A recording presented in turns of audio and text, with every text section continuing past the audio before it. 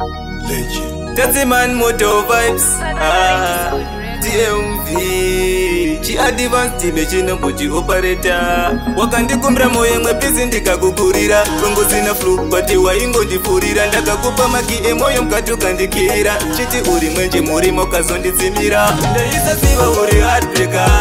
Ndasongo na moyo wangu wa ubeka. Ndaitofunga tichafamba tese love chain. Kusaziva sicha expire kungi point coin. Osondisiya ndakamecha dola sign. Sango vindangarilo kuva newe ndevenitari zero.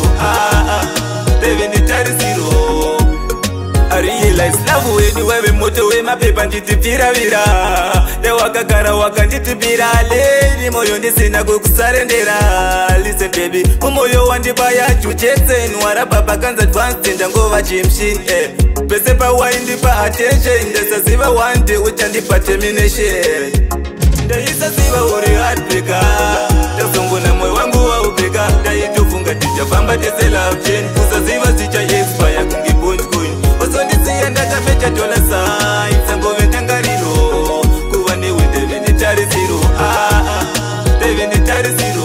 Missing again ne heartbreak moyo wangu wa utsemura. Isinyore kundisiya yini ndiri pachura. Kudana newe ini ndenge ndatopikira. Kusvika zuva chazungana vanhu chindicherera. Kunsiya ndega asi wenge wafunge. Ndaida kuva newe svika ndani tetitei but zvawandiramba baby wangu it's okay. Pamwe zvinge zvagara zvakanyorwa namostad. Ndaisasiva uri heartbreaker. Ndasongo na moyo wangu wa ubeka. Ndaitofunga tichafamba tese love chain. Kusaziva sicha expire kungi point coin. Osondisiya ndakamecha dola sign. Sango ventangarilo kuva newe ndevenitari zero. Ndevenitari zero. I realize love wenyu wewe moto we mapepa nditipira-vira. Newakagara wakanditipira lady moyo ndisina kukusarendera. Listen baby umoyo wandibaya chuchetse nwara baba kanza advanced ndangova chimshi pese pa waindipa attention ndasaziva one day uchandipa termination. Ndaisasiva uri heartbreaker. Ndasongo na moyo wangu wa ubeka. Ndaitofunga tichafamba tese love chain. Kusaziva sicha expire kungi point coin. Osondisiya ndakamecha dola sign. Sango ventangarilo kuva newe ndevenitari zero. Ndevenitari zero. Ndaisasiva uri heartbreaker.